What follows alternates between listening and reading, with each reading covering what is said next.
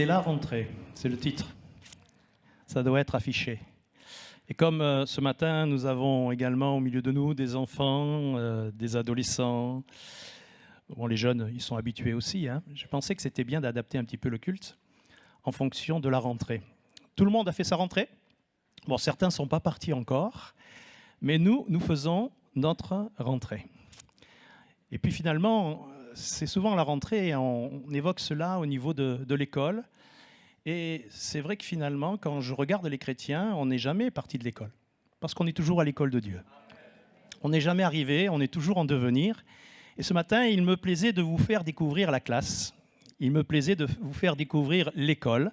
Il me plaisait de faire découvrir l'Église, cette Église que nous aimons. J'ai un frère qui est venu, qui a prié tout à l'heure. Si je dis le contenu de sa prière, vous allez savoir de qui il s'agit, donc je vais taire le contenu de sa prière, mais il me disait « Elle est belle et on est content d'être dans notre Église ».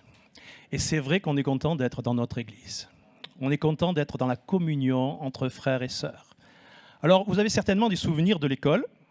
Peut-être avez-vous des bons, des moins bons souvenirs, mais inévitablement, on va se retrouver dans ce que le Seigneur voudrait que nous puissions partager cette année encore ensemble. Et j'ai choisi un texte de l'Écriture que l'on trouve dans un livre écrit par plusieurs auteurs. Et si je dis cela, vous allez me dire le livre des... Et j'en étais sûr, mais c'est le livre des Proverbes. Voilà, qui a été écrit par Salomon, par Agour, par Lemuel. Et on va lire, si vous voulez bien, dans le livre des Proverbes, au chapitre 6, les versets 20 à 23. Alors, tous les versets ne seront pas projetés, mais si vous avez votre Bible, vous pouvez. Prenez garde, si vous avez le portable, de suivre, parce que vous risquez de recevoir un message et vous allez être distrait pendant la prédication. C'est vrai ? On reçoit un message et tout d'un coup, j'ai oublié de rappeler le rendez-vous au docteur. Ah, il faut que je réponde immédiatement. Et on est coupé du fil. C'est le piège des portables. Soyons attentifs à la parole de Dieu, s'il vous plaît. Et voici ce qu'elle nous dit. « Mon fils, garde les préceptes de ton père et ne rejette pas l'enseignement de ta mère. Lis-les constamment sur ton cœur, attache-les à ton cou.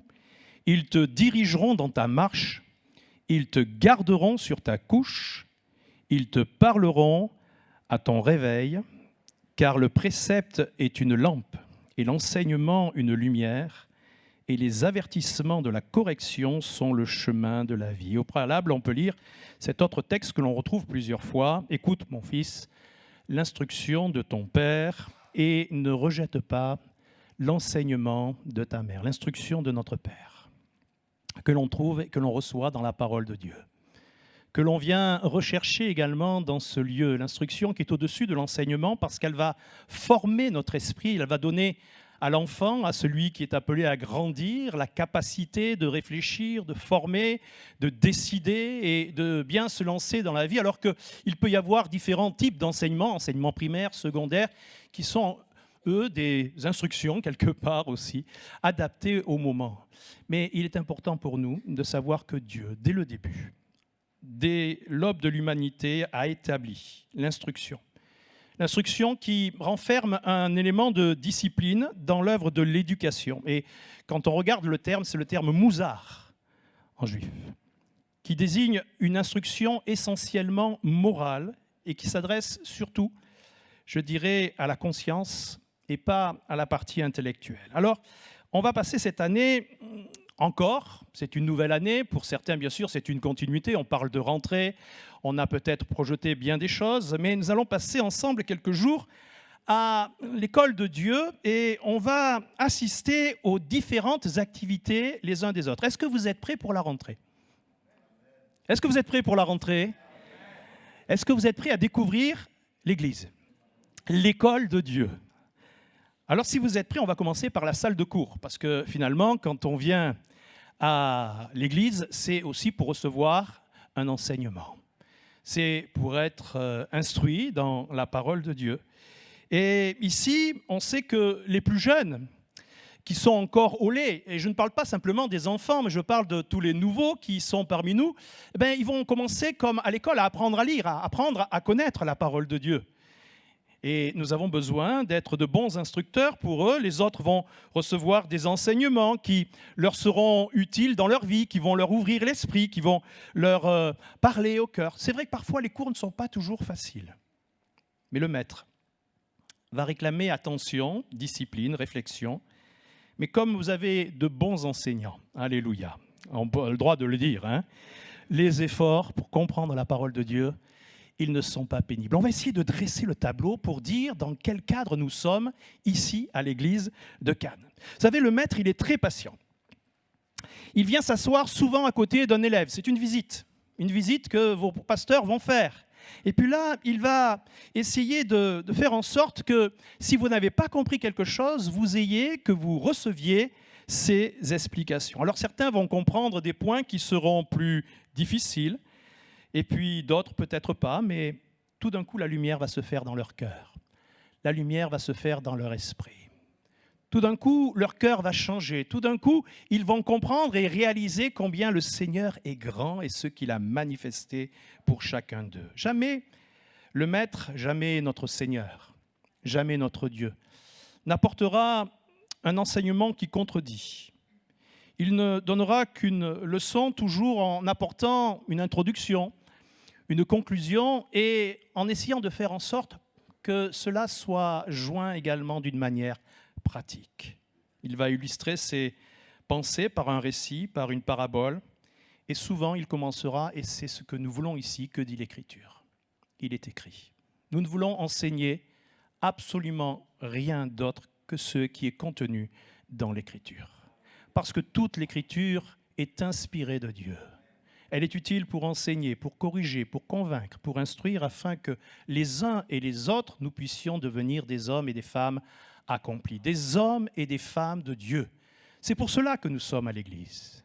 C'est pour prier, intercéder ensemble, c'est pour rencontrer le Seigneur. Et ce matin, j'avais cette prière qui venait sur mon cœur que le prophète Ésaïe avait pu dire à celui qui est ferme dans ses sentiments, tu assures la paix parce qu'il se confie en toi.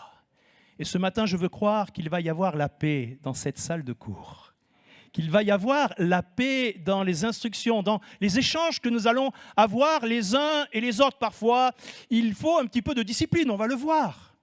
Parfois, il y a des moments un peu plus tendus que d'autres. Et puis, parfois, il semble que les cours passent d'une manière extraordinaire. Dans cette salle, les élèves, donc c'est chacun de nous, nous apprenons ce qu'est le sens et l'application d'un passage de la Bible. D'abord pour nous, et puis ensuite pour les autres. Parce que le Seigneur a fait et désire faire de chacun de nous des disciples. C'est ce que Esdras a pu manifester au chapitre 7 et au verset 10e. Je lis ce que nous dit l'Écriture. Esdras avait appliqué, écoutez bien, il avait appliqué son cœur à étudier et à mettre en pratique la loi de l'Éternel et à enseigner au milieu d'Israël les lois et les ordonnances. Il avait appliqué. Lui-même s'étant appliqué. Et quand nous venons dans ce lieu, que nos cœurs puissent être ouverts et que nous puissions nous appliquer à recevoir l'Écriture.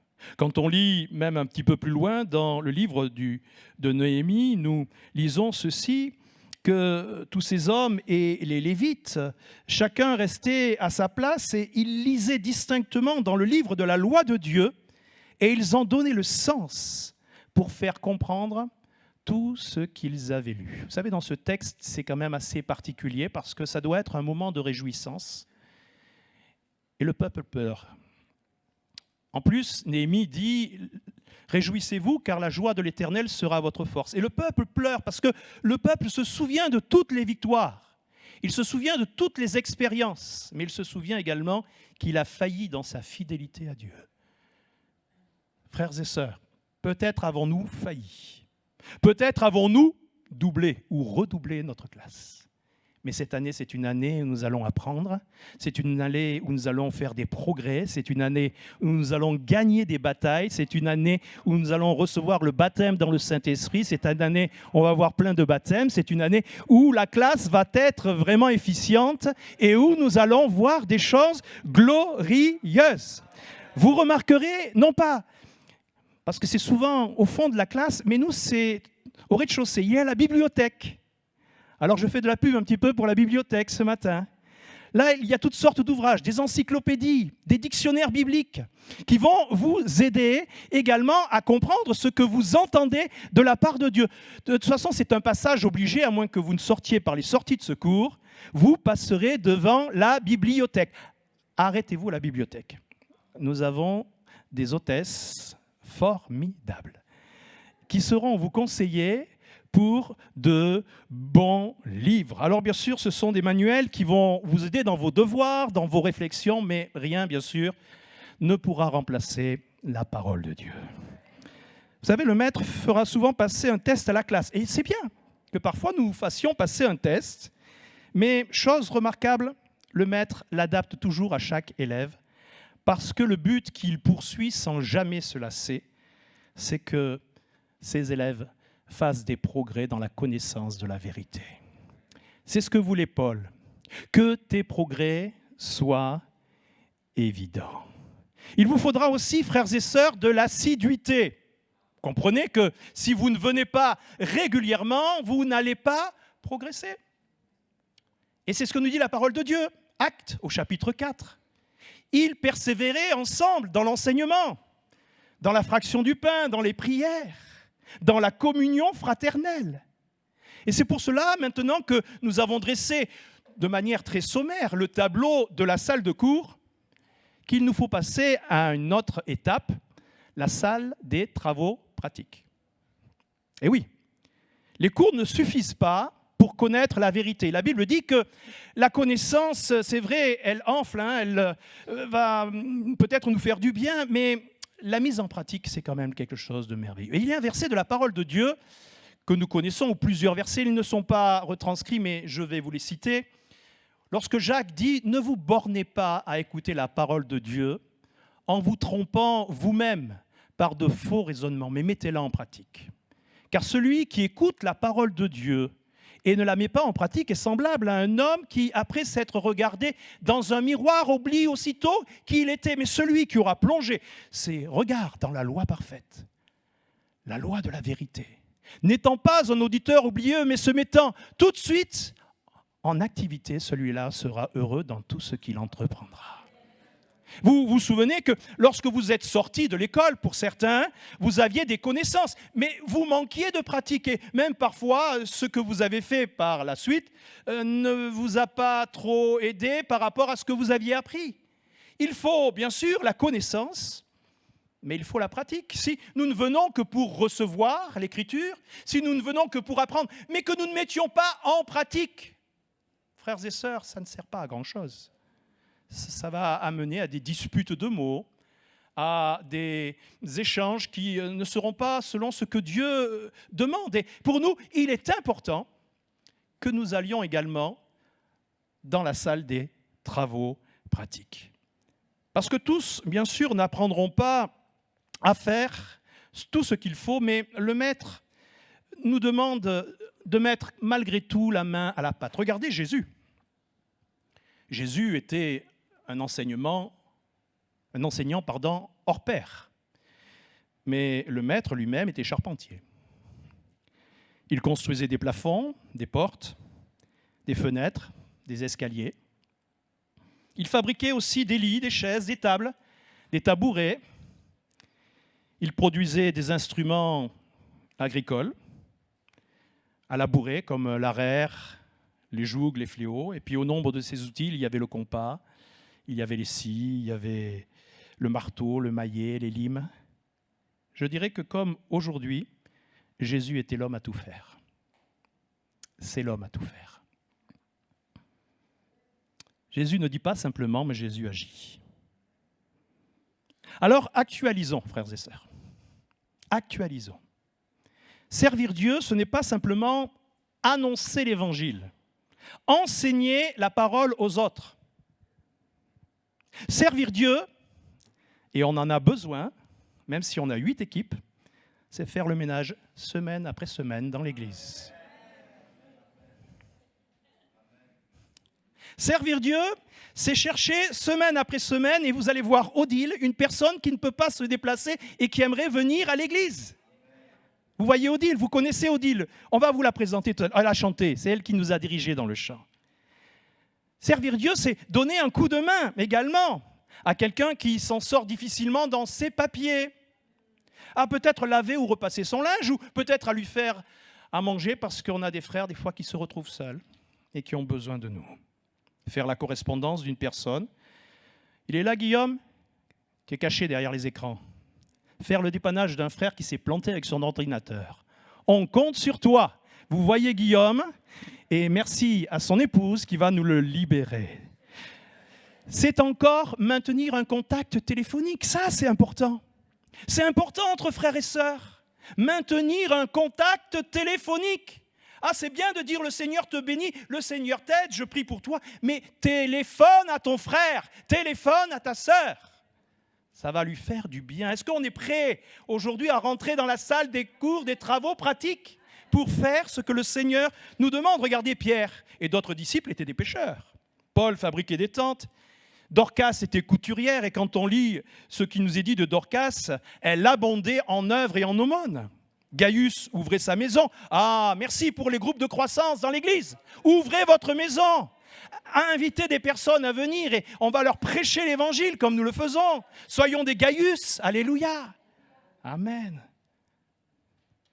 À l'école de Dieu, vous savez, la gamme de travaux pratiques est si large que chacun de vous va y trouver son compte. Il y a tellement de possibilités dans l'Église à faire pour l'œuvre de Dieu que chacun va y trouver son compte. Et c'est pour cela qu'on a des fiches de service que vous pourrez prendre, que vous pourrez remplir. Et si vous cherchez le responsable du service, vous venez me voir, vous venez voir Simonet, vous venez voir un autre, et vous allez voir que vous allez être dirigé. La salle de travaux pratiques, alléluia. Et quelle joie sera la vôtre. Et vous allez honorer le Seigneur. Alors, cette année, ne recevez pas simplement l'enseignement, mais rentrez dans la salle de travaux pratiques. Ah, voilà quelque chose que les enfants aiment bien. Le terrain de sport. Vous aimez le sport? Voilà, moi, on m'a conseillé d'en faire un petit peu, mais vous allez voir pourquoi j'en fais pas tant que ça. En Hébreu, au chapitre 12 et le verset 1er à 2, nous donc aussi, puisque nous sommes environnés d'une si grande nuée de témoins, rejetons tout fardeau et le péché qui nous enveloppe si facilement et courons avec persévérance dans la carrière qui nous est ouverte, ayant les regards sur Jésus, qui suscite la foi, l'amène à la perfection. En échange de la joie qui lui était réservée, il a souffert la croix, méprisé l'ignominie, s'est assis à la droite du trône de Dieu. Amen. Et puis on connaît ce verset que l'on va dans quelques instants détailler, où la Bible nous dit qu'on peut faire du sport, que l'exercice corporel est utile à peu de choses, mais la piété est utile à tout parce qu'elle a l'espérance de la vie présente et de la vie à venir. Alors le maître, il sait que chacun de nous a besoin d'exercice pour maintenir tout ce qui pourrait l'embarrasser, pour se débarrasser, je dirais également, de toutes ces choses. Alors, passez les baskets. Elles y sont. Je les ai mises, les baskets. Passez les baskets, mes frères et sœurs. Ça ne veut pas dire que je les aurai toujours, mais passez les baskets. Il vous faut une activité physique. Et là, le Seigneur nous dit qu'il nous faut courir. Et la course qui me vient à l'esprit lorsque je vois ici, c'est le 110 mètres haies pour les hommes, le 100 mètres haies pour les femmes. Il y a une petite différence. Mais pour bien courir, le Seigneur nous dit, au travers de l'auteur de cet épître, qu'il nous faut nous débarrasser de tout ce qui peut ralentir la course. Je laisse à chacun le soin de réfléchir sur ce qui peut ralentir sa course. Et nous pouvons le faire dans la présence de Dieu, mais des fois, il n'y a même pas besoin de rentrer dans la présence de Dieu pour savoir ce que nous devons nous débarrasser, ce que nous devons ôter pour pouvoir atteindre le but que le Seigneur nous a donné aux uns aux autres. Sachez une chose, c'est que le Seigneur est en bout de piste. Et le texte nous dit « ayant les regards sur Jésus ». Et comme c'est un 110 mètres et il va y avoir des obstacles, il va y avoir des difficultés. Mais quand vous regardez un coureur de 110 mètres et il sait où sont les obstacles. Il sait quand il va devoir sauter. Son but, c'est d'arriver à la ligne d'arrivée. Et notre but, à nous, c'est d'arriver dans la présence de Dieu. Notre but, c'est de se dire, oui, je sais qu'il y a les obstacles, je ne peux pas simplement les prendre de front, il faut que, comme David, je puisse les sauter avec l'Éternel. Je me jette sur une troupe en armes, sur une troupe valeureuse, sur une troupe qui est puissante. Et il nous faut les sauter, il nous faut les vaincre, nous dire que Jésus est là et qu'il nous regarde, son regard est sur chacun d'entre nous, et que s'il y a des obstacles, et nous aurons des difficultés. Mais notre but, c'est d'arriver au terme. Alléluia. Jésus se tient en bout de piste. Et j'aimerais vous dire qu'il ne cherche pas la performance. Ce n'est pas la peine d'essayer de courir plus vite que l'autre. Ce qu'il veut, c'est que nous parvenions au but. Fixez les yeux sur moi, dit Jésus, et pas sur les haies. Fixez les yeux sur moi, parce que quand on tourne les regards vers lui, on est rayonnant de joie et le visage ne se couvre pas de honte. Tournez les regards vers moi, et même les épreuves, les haies, les difficultés auront une toute autre importance dans votre vie. Et je serai avec vous, et je serai pour vous, et vous serez plus que vainqueurs. Voyez, dans le contexte de la vie spirituelle, nous l'avons lu, l'exercice corporel est utile à peu de choses. C'est bien, il faut faire du sport. Mon médecin m'a dit, il faut que tu fasses du sport. Je vais faire du sport. Je ne sais pas comment, mais je vais faire du sport. Tu risques de voir des choses particulières. Car, voyez-vous, si le sport fortifie les muscles, il ne change pas les cœurs. L'exercice corporel est utile à peu de choses. Ça ne veut pas dire qu'il est inutile. Mais jamais un exercice corporel changera le cœur. On peut avoir les plus beaux muscles, on peut être les meilleurs, mais on peut avoir un cœur malade. Alors que la piété est utile à tout. Elle a l'espérance des temps présents et des temps à venir. Oui, il faut prendre soin, et vous voulez que le pasteur prenne soin de lui, que chacun de nous prenions soin de nous. Mais rappelons-nous que le plus important, c'est la piété. Le plus important, c'est notre relation avec Dieu. Le plus important, c'est notre contact avec Dieu. Je peux extérieurement avoir une belle apparence, donner envie aux autres, mais avoir un cœur qui n'est pas à sa gloire. Et ce qui est important, frères et sœurs, c'est que nous remettions les bonnes priorités. Le sport est nécessaire, et nous l'avons vu dans quelle situation. Mais nous ne devons jamais manquer une occasion de venir dans la présence de Dieu. Pour ne pas être trop long, je voudrais continuer la suite. Et enfin, ça y est, la cloche a sonné, c'est l'heure de la récréation. Alors ça, tout le monde, il aime la récréation. Vous en souvenez? Vous en souvenez de la récréation? Alors, on va prendre Marc, chapitre 6 et 31. Enfin, vous n'allez pas le prendre parce que vous l'avez, mais moi je l'ai là maintenant, sous mes yeux. Jésus leur dit, venez à l'écart, dans un lieu désert, et reposez-vous un peu. Car il y avait beaucoup d'allants et de venants, et ils n'avaient même pas le temps de manger. Oui, parce que l'école de Dieu, quand on prie, quand on combat, ça réclame des efforts. Vous vous rappelez, quand vous étudiez, vous aviez besoin à un moment donné d'avoir un exutoire, il fallait que la soupape, elle fasse son fonctionnement, et il fallait la cour de récréation. Le maître ne forme pas des disciples pour les exténuer, mais il va ponctuer leur cours avec des moments également de repos. Pendant ces pauses, alors certains vont jouer, il y en a qui vont parler de foot, voilà, ça je sais, ici dans l'église. D'autres vont échanger, d'autres vont discuter, j'espère qu'il y en a qui ne vont pas se bagarrer. Des contacts vont s'établir, des amitiés vont s'approfondir, et ça c'est important. La scène est animée et joyeuse. Et on peut parler de tellement de choses. Veillons quand même à ne pas parler de n'importe quoi et de ne pas perdre le bénéfice de ce que nous avons reçu. Nous avons besoin de ces moments de distraction, mais veillons à ce qu'ils soient régénérateurs afin que nous puissions reprendre les cours. Vous savez, la fatigue fait partie de nos limitations humaines, vous le savez. Vous avez tous été fatigués. Mais le Seigneur ici parle de repos. Il ne parle pas de désœuvrement. Il y a une grande différence entre le repos qui nous est nécessaire pour pouvoir mieux reprendre les cours, pour pouvoir mieux reprendre les travaux pratiques, pour pouvoir mieux apprécier l'œuvre dans laquelle nous avons été établis par Dieu, et non le désœuvrement qui est l'arrêt total. Il y a des gens qui ne viennent à l'église qu'un temps, et puis après ne viennent plus, et puis après de temps en temps, ah, on a un problème, on vient, et puis on vient. Non, on en a parlé tout à l'heure qu'il faut de l'assiduité. Ce n'est pas le désœuvrement avec Dieu, mais c'est un temps de repos. Il dit à ses disciples, venez à l'écart, vous reposez. C'est une institution divine. Dieu a établi un jour de repos. Dieu a établi un jour également qui, au travers de ce repos, doit lui être consacré.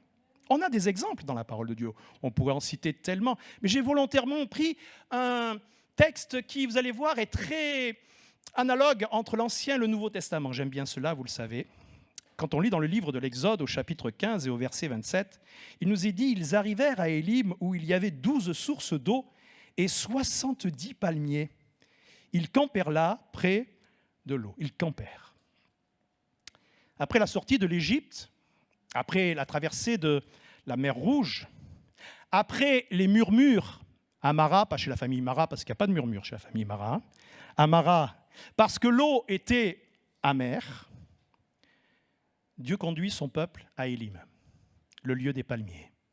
Il y a de l'ombre dans le désert, il fait frais, c'est formidable. Et c'est l'occasion que Dieu donne à son peuple pour lui faire apprécier la fraîcheur de sa bénédiction. Pourquoi ? Parce que ce qui va arriver par la suite, c'est l'épreuve de la manne. Et ce n'est pas innocemment que dans ce même texte que nous avons lu, de Marc au chapitre 6, 31, vous vous souvenez, nous venons de le lire. Jésus leur dit, venez à l'écart dans un lieu désert, reposez-vous un peu, car il y avait beaucoup d'allants et de venants. Ils n'avaient même pas le temps de manger. Ils sont revenus vers Jésus parce que Jésus les avait envoyés en mission, deux par deux, et ils reviennent. Seigneur, on a fait cela. Seigneur, on a vu des miracles. Seigneur, on a chassé des démons en ton nom. Seigneur, c'était extraordinaire tout ce qu'on a vu. Oui, alors maintenant vous revenez un peu parce que, voilà, vous reposez. Parce que ce n'est pas fini. Hein.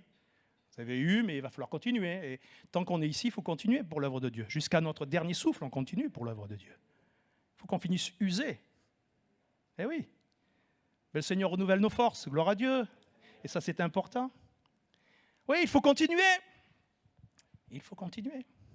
Et parce qu'on va continuer, alors il leur dit, venez un peu à l'écart. Alors il nous est dit, ils partirent donc dans une barque pour aller à l'écart dans un lieu désert. Mais après qu'ils soient montés les uns et les autres dans la barque, on sait que la foule les suivait du rivage, et ça va être l'épisode de la multiplication des pains. Vous voyez ? Comme quoi il y a une analogie entre ce lieu des palmiers, où il va y avoir, après l'expérience de la manne, et ici il les met de côté, parce que c'est ça la stratégie du Seigneur. Il ne change pas d'un siècle à un autre, et il veut pour chacun de nous mettre au repos, pas au désœuvrement, frères et sœurs, pour que nous puissions, après, reprendre et apprécier ce que le Seigneur va nous offrir, la nourriture que le Seigneur veut nous donner. Alléluia. Quand ils reviennent auprès de lui et qu'ils vont lui rapporter, le Seigneur dit, venez, venez, venez, venez. Paul lui-même a ressenti ces choses. Et dans l'Épître aux Romains, au chapitre 15 et au verset 32, dans toute l'effervescence de bien sûr, son ministère, de l'œuvre que le Dieu lui demandait d'accomplir, Paul va dire « En sorte que j'arrive chez vous avec joie, si c'est la volonté de Dieu, et que je jouisse au milieu de vous de quelque repos. » Paul a ressenti le besoin de se reposer. Qui parmi nous n'a jamais ressenti ce besoin ? Et il en fait part à ses frères, à Rome, parce qu'il avait échappé aux incrédules qui en voulaient à sa vie. Alors, je crois qu'il faut, frères et sœurs, que nous profitions de ces instants également de convivialité, de communion fraternelle. Ces moments de pause que le Seigneur et que le Maître nous accordent. Vous savez, la pause dans une mélodie, elle ne l'interrompt pas. Mais la mélodie, elle continue d'être jouée. C'est bien, de temps en temps, qu'il y ait une pause dans une partition. Parfois, il n'y a qu'une demi-pause. Parfois, il y a un soupir. Mais la partition continue. Mais une fois qu'on arrête, qu'on est dans le désœuvrement, on arrête la partition. Oui, un temps de repos, un soupir, une pause, une demi-pause, ce que vous voulez. Mais il faut que cette mélodie, elle puisse continuer avec le Seigneur. Nous trouverons joie et repos pour reprendre l'école, pour reprendre les cours, pour revenir dans la présence de Dieu. Alors, on a déjà vu pas mal, hein, salle de cours, salle de travaux pratiques, terrain de sport. Ça me donne faim, moi, ça. Allez, on va à la cantine. Ah, qu'on est bien quand on mange avec les lusophones le dernier dimanche, c'est formidable. En plus, on ne paye pas cher. Qu'est-ce que c'est bien lorsqu'on se retrouve ensemble, qu'on fait une agapée. Alléluia! Profitez de ces moments où on peut échanger et mieux se connaître. Restez pas chez vous. On est bien dans notre église. Alléluia. C'est formidable la cantine, surtout quand Léon il prépare de bons plats. Alors, si c'est Léon qui prépare, on va lui demander la prochaine fois de préparer pour tout le monde. Oh, il est capable. Hein. Il est capable. Ah! Alors, vous connaissez le psaume 23, l'Éternel est mon berger, je ne manquerai de rien. Il me fait reposer. Non, ce n'est pas celui-là. Il faut suivre. Il me fait reposer dans de verts pâturages. Il me conduit près des eaux tranquilles. Il restaure. Ah. Vous savez ce que ça veut dire, restaurer? Littéralement, ça veut dire redonner l'âme à notre vie. Redonner notre âme, redonner de la force à notre âme. C'est important. Faire revenir notre âme au-dedans de nous, restaurer. Et ça, c'est important. Et quand le Seigneur renouvelle nos forces et qu'on rentre dans la cantine, alors j'observe les jeunes. Les jeunes sont là et ils sont surpris par le menu qui est offert. Alléluia. Ce sont des nouveaux élèves, c'est normal. D'autres paraissent un peu lésés, ça fait toujours la même nourriture. Alors le maître va les restaurer. Le maître va leur faire du bien. Le maître va donner à leur âme ce qu'il convient, ce qu'il sied. Et en rentrant dans la cantine, ils vont pouvoir découvrir que les menus sont variés. Il y en a 66. 66 livres. 66 menus. Alléluia! Une nourriture appétissante, abondante, équilibrée. Et chose qui est formidable, le maître sait, sans diététicien ou diététicienne, ce dont vous avez besoin. Et il va vous l'accorder. Alléluia! C'est ce que le maître sait faire. C'est ce que le maître va vous donner. Alléluia! Mais avant de commencer le repos, et je dirais même surtout la prière, parce que le repos c'est après, c'est la sieste, hein, il faut remercier le Seigneur. Il faut bénir les aliments. Dans la parole de Dieu, dans l'Église, pas de gloutonnerie, pas d'excès. Et même pour la nourriture, il faut de l'équilibre. Vous savez, si on peut souffrir d'obésité spirituelle, par manque d'exercice déjà, mais si on absorbe une trop grande quantité d'enseignements bibliques et qu'on néglige de les mettre en pratique. Il y a des gens, ils prennent, et puis ils savent tout. Sauf que vous les voyez, c'est comme les pharisiens, quelque part. Faites ceci, faites cela, moi je sais, il y a ça. Mais on ne les voit pas mettre en pratique. D'un autre côté, certains vont souffrir de malnutrition parce qu'ils vont nourrir leur âme d'une partie seulement de la parole de Dieu. Peut-être même d'anorexie. Parce qu'ils vont refuser tout ce que leur maître veut leur donner. La Bible est tout entière la parole de Dieu. Et nous le disions tout à l'heure, toute l'Écriture est utile. Et puis nous avons un verset extraordinaire, Matthieu 4,4. L'homme ne vivra pas de pain seulement, mais de toute parole qui sort de la bouche de Dieu. Elle est bonne, la cantine de Dieu. Jésus disait à ses disciples, j'ai une nourriture que vous ne connaissez pas. Parce qu'il prenait un tel plaisir à faire la volonté de Dieu qu'il en trouvait sa pleine nourriture. Pour être en forme et bien reprendre les cours, il faut nous savoir écouter les conseils de la parole de Dieu. Seul l'enseignement de la parole peut nourrir notre vie spirituellement. Seule la Bible apporte une réponse à tous nos besoins. Alléluia. Encore deux, si vous me permettez. C'est le moment que nous n'aimons pas. la salle de retenue. On va peut-être en coller quelques-uns cette année. Vous ne voudriez pas être collé, hein? La salle de retenue. Hébreux, chapitre 12. Alors, ça n'est pas marqué, mais moi, je vais vous le lire. Hébreux 12, versets 7 à 11. Supportez le châtiment. C'est comme des fils de Dieu que Dieu vous traite, pardon, car il est le fils qu'un père ne, quel est le fils qu'un père ne châtie pas. Mais si vous êtes exempt du châtiment auquel tous ont part, vous êtes donc des enfants illégitimes et non des fils. D'ailleurs, puisque nos pères, selon la chair, nous ont châtiés et que nous les avons respectés, ne devons-nous pas, à bien plus forte raison, nous soumettre au Père des esprits pour avoir la vie? Nos pères nous châtiaient pour peu de jours, comme ils le trouvaient bon, mais Dieu nous châtie pour notre bien, afin que nous participions à sa sainteté. Il est vrai que tout châtiment semble d'abord un sujet de tristesse et non de joie, mais il produit plus tard, pour ceux qui ont été ainsi exercés, un fruit paisible de justice. On n'aime pas être repris, hein? Même quand c'est le pasteur. Et même quand on a tort, on n'aime pas. Mais pourtant, c'est nécessaire. J'aimerais vous dire que ni l'élève aime être repris, ni le professeur aime reprendre. Il préférerait que le cours, il se passe bien. Vous croyez que c'est agréable quand il faut aller dire quelque chose à quelqu'un? Non, ce n'est pas agréable. Et je comprends que ce n'est pas agréable pour vous de recevoir les choses. Mais c'est nécessaire, ça fait partie de l'enseignement, ça fait partie de l'éducation. Ne le faites-vous pas avec vos enfants? Même quand je vois les parents qui lui mettent une fessée, ça me serre le cœur. Quand on lui le met au piquet, ça me serre le cœur. Mais pourtant, c'est pour leur éducation. On n'aime pas la retenue, la salle de retenue. Ah, que je l'aime pas, celle-là. Et pourtant, c'est inclus dans la discipline divine. Si un élève est rebelle et que le maître a épuisé tous les moyens pour l'amener à bien se comporter, ben, il va le faire rester en classe. Il va devenir nécessaire que cet élève puisse comprendre parce que le maître l'aime trop. Nous sommes tous aimés de Dieu. Le maître nous aime trop pour vous laisser vivre comme vous l'entendez et il voudrait que vous appreniez, que vous mettiez en pratique. C'est son but. Son but, c'est ça, au maître.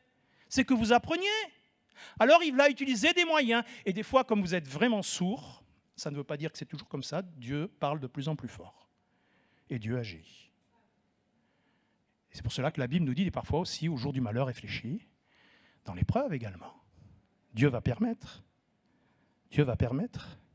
L'histoire de tous les hommes de Dieu en est la démonstration quand on lit dans les Lamentations, au chapitre 3, les versets 32 à 33. Mais lorsqu'il afflige, il a compassion selon sa grande miséricorde. Voyez, c'est Dieu ça. Car ce n'est pas volontiers qu'il humilie et qu'il afflige les enfants des hommes. Ouais. La discipline, c'est une formation. C'est une formation, c'est la formation que nous dispense le Père pour que la vie de Christ s'épanouisse en nous. On n'est pas né chrétien, on le devient. Vous n'êtes pas né, alors bien sûr que vous aviez certainement des talents, mais vous n'êtes pas né en parlant anglais. Pour certains, vous avez appris à parler anglais. Vous avez appris votre métier, vous n'êtes pas né en ayant toutes les capacités. Vous aviez peut-être déjà des prédispositions. Mais il a fallu apprendre. Et il faut également que nous apprenions la discipline. Et dans l'Église, si nous voulons que tout marche bien, c'est ce que dit l'Écriture, que tout se fasse avec ordre et bienséance, il faut que nous apprenions la discipline que nous retrouvons dans l'Écriture. Et à commencer par la crainte de Dieu, la crainte du professeur, parce qu'aujourd'hui, les institutions, vous le savez comme moi, nous les méprisons. Et les parents vont donner raison à leurs enfants. Mais dans l'Église, nous devons donner raison au Père. Et pas à nos enfants, s'ils font des choses qui ne sont pas selon les principes de Dieu, nous avons le droit de les reprendre. Et nous le ferons. Parce que c'est biblique. Parce que c'est pour leur bien. Et vous le savez. Et si le pasteur reprend des fois les enfants, vos enfants, ben vous allez accepter, parce que je ne vais pas les reprendre ou un autre. Maintenant, il ne faut pas que ça soit à outrance. Parce que si c'est selon Dieu, c'est normal. C'est pour leur bien. C'est pour leur bien. Parce que la chair, elle vient toujours entraver cet épanouissement.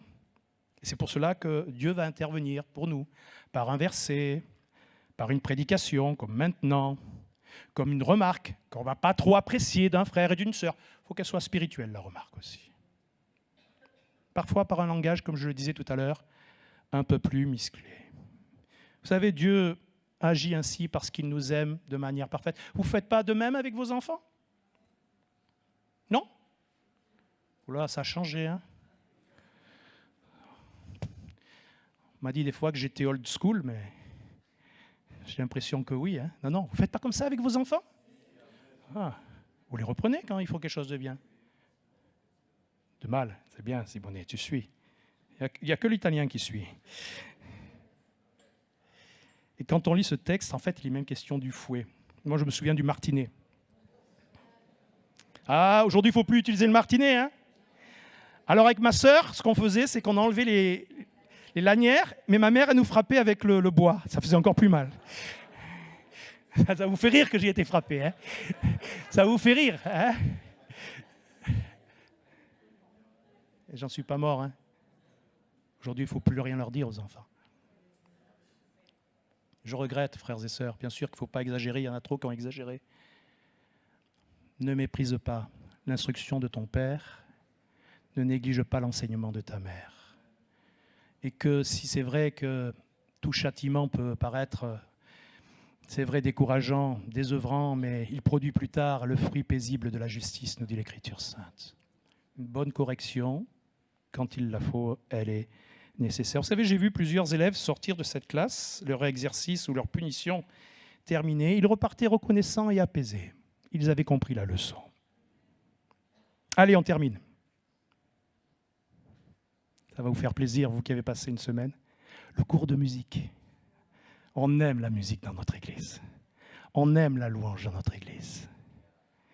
Vous êtes bien à l'école hein, de Dieu. Hein? Elle est bien la classe de Dieu. Elle est bien notre église. Hein?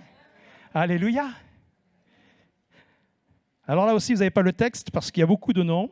C'est 1 Chronique, au chapitre 25, pour ceux qui veulent suivre. Mais on ne va pas lire tous les versets. On va lire quelques versets du verset 1 à 8. La salle de musique. Qu'est-ce que j'aime la salle de musique. Et là, il nous est dit, David et les chefs de l'armée mirent à part pour le service ceux des fils d'Asaph, d'Éman, de Jétoun, qui prophétisaient en s'accompagnant de la harpe, du luth, des cymbales, de la guitare, de la basse, de la batterie, du piano, du djembé, enfin il y avait tout, quoi. Le zarb, il y avait tout. Quoi. Et voici le nombre de ceux qui avaient des fonctions à remplir. Alors là, je vous fais grâce de tous les noms, mais on s'aperçoit que certains étaient désignés avec la harpe pour louer et célébrer l'Éternel, avec leur père qui prophétisait, etc., etc. Et on arrive à la fin du verset, on va le verset 5. Tous fils d'Éman qui étaient voyants du roi pour révéler les paroles de Dieu, pour exalter sa puissance. Dieu avait donné à Éman 14 fils et 3 filles. Ouais, c'est pas mal, hein. Tous ceux-là étaient sous la direction de leur père pour le chant de la maison de l'Éternel et avaient des cymbales, des luths, des harpes.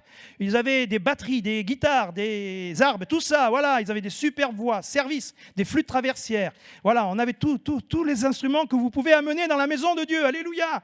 Asaph, etc., recevaient les ordres du roi. Ils étaient au nombre de 288, c'est précis, y compris leurs frères, exercés au chant de l'Éternel, tous ceux qui étaient habiles. Ils tirèrent au sort, et là, ils vont être répartis en 24 groupes de 12 personnes, 288. Avec des chefs et d'autres. C'est extraordinaire. Vous savez, c'est un art de chanter à l'Éternel. C'est un art. C'est un art qui s'enseigne et qui s'apprend. Tout le monde ne peut pas chanter. Notre trésorier aime énormément chanter. Il est là-bas, il se cache derrière la salle. Il dit surtout, ne me prenez jamais au chant. Tout le monde ne peut pas chanter, mais tout le monde peut faire quelque chose dans l'Église. Et c'est pour cela que bien sûr, il faut aussi... mais tout le monde ne peut pas simplement parce qu'il a une voix juste, une voix bonne. Avant de passer à un exercice pratique, le maître rappelle qu'il y a des principes que Dieu avait établis dans la direction du chant, dans la direction... Voilà, il y avait 288 qui avaient été choisis, instruits dans l'art de chanter à l'Éternel. Dans l'art de chanter à l'Éternel. On ne monte pas sur l'estrade pour chanter. On ne monte pas sur l'estrade pour jouer de la batterie ou pour jouer n'importe quel instrument. On joue On chante, on glorifie Dieu avec nos instruments, avec nos voix, dans l'unité. Ils étaient accomplis, nous dit la parole de Dieu. Ils étaient habiles. Il y avait des maîtres, certains étaient choisis, ils avaient été répartis, mais ils n'étaient pas seulement préparés, instruits, formés au chant et à la musique, mais surtout à la parole de Dieu. Surtout à la parole de Dieu. Parce que vous l'avez lu comme moi, pendant qu'ils chantaient, ils prophétisaient. Et nous savons que dans la louange, il y a une force, il y a une puissance. On voit Paul et Silas, on voit Josaphat, on voit dans la parole de Dieu la force de la musique. Pour nous, la musique, même si nous sentons bien, nous louons les mains et nous louons le Seigneur, c'est merveilleux, mais ça ne doit pas être simplement un moment extatique. Ça doit être un moment de victoire. Ça doit être un moment où nous préparons nos cœurs. Et pour que la mélodie soit la plus glorieuse, certains ont dit que des fois, quand la mélodie n'était pas bonne, lorsqu'elle arrivait au ciel, elle était devenue juste. C'est faux. Elle est fausse, elle est fausse. Mais si elle est agréable, si nous sommes tous les uns avec les autres, parce que le chant, il a ce but de nous unir. Il suffit d'un instrument qui soit faux pour que la mélodie soit fausse. Ça ne veut pas dire que vous qui chantez faux, vous ne devez pas chanter. Essayez de chanter quand même. Apprenez des autres, parce que le maître veut que vous appreniez à chanter. Ne vous taisez pas. Mais ça va nous servir, comme dans la prière, de l'unité, dans l'unité. C'est pour cela que nous chantons également, pour ne faire qu'un seul. Quelqu'un dans sa prière disait qu'il n'y avait qu'un seul esprit. Ils prophétisaient, c'est-à-dire que par le chant, ils apportaient un message de la part de Dieu. Alléluia. Et je termine en disant que chanter ensemble, par l'esprit, les mêmes paroles, avec le même rythme, dans le même but, peut-être avec des tessitures de voix un peu différentes, c'est pas grave ça.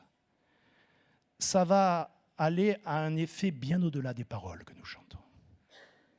Le chant engage tout notre être dans la louange, pas simplement les cordes vocales, les poumons, mais c'est notre être tout entier, c'est le cœur, c'est l'âme, c'est l'esprit. C'est un moyen d'unir un groupe. C'est un moyen d'unir une église. Ne nous privons pas. Et même parfois quand c'est un peu fort. Ouais, moi aussi je râle quand c'est un peu fort. Parfois pour d'autres c'est un peu faible. Parfois il fait chaud dans l'église, parfois il fait froid dans l'église. Je comprends.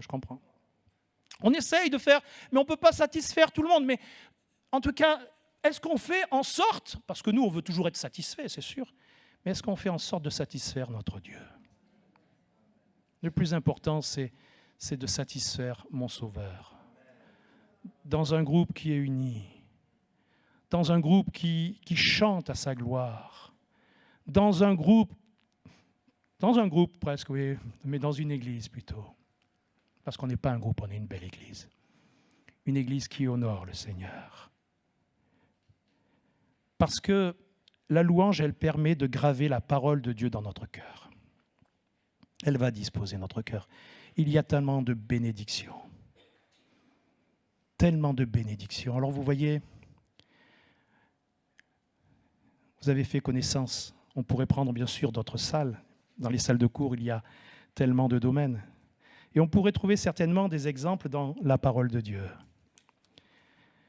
Mais venez et sentez combien le Seigneur est bon. Frères et sœurs, venons à l'école de Dieu. C'est la meilleure des écoles. Le Maître connaît vos besoins. Il sait exactement ce qu'il vous faut. Avant même que vous lui exposiez la chose, que votre parole soit sur votre bouche, Dieu a sondé les profondeurs de votre cœur. Alors n'hésitez pas tout à l'heure à passer par la bibliothèque. N'hésitez pas à prendre un petit temps de repos après ce que nous avons entendu pour également vous remémorer ce que vous avez entendu. Et puis si vous avez des dispositions pour des services, venez nous voir. Des fiches sont à votre service. Ensemble pour le royaume de Dieu. Ensemble pour servir l'Éternel. Oui, Seigneur, nous te bénissons pour la rentrée que nous avons. Seigneur, ensemble, un message peut-être que j'ai apporté d'une manière différente. Et qu'on a imagé, Seigneur, avec des éléments qui sont actuels. Merci à Charlemagne pour l'école. Mais bien avant Charlemagne, il y avait l'école de Dieu. Merci pour tes instructions, Seigneur. Merci pour l'enseignement que tu nous donnes. Merci pour la louange, merci pour les communions, la communion fraternelle. Merci pour ces frères et sœurs, merci pour ces personnes que je ne connais pas, mais que je découvre aujourd'hui, Seigneur. Ah Seigneur, si nous sommes enfants de Dieu ou appelés plusieurs, il y en a 4 ce matin qui m'ont demandé le baptême d'eau. Alléluia, gloire à Dieu, gloire à Dieu. Alors on va aussi prendre soin de ces jeunes qui apprennent à lire, nous qui le savons. Et nous allons être de véritables témoins. Si ton cœur est parti, si tu as besoin d'être restauré, alléluia, viens dans la présence de Dieu, reviens à la cantine, reviens manger la parole de Dieu. Comme disent les Capverdiens, nuba come la palabra de Dios. Amen, amen, amen.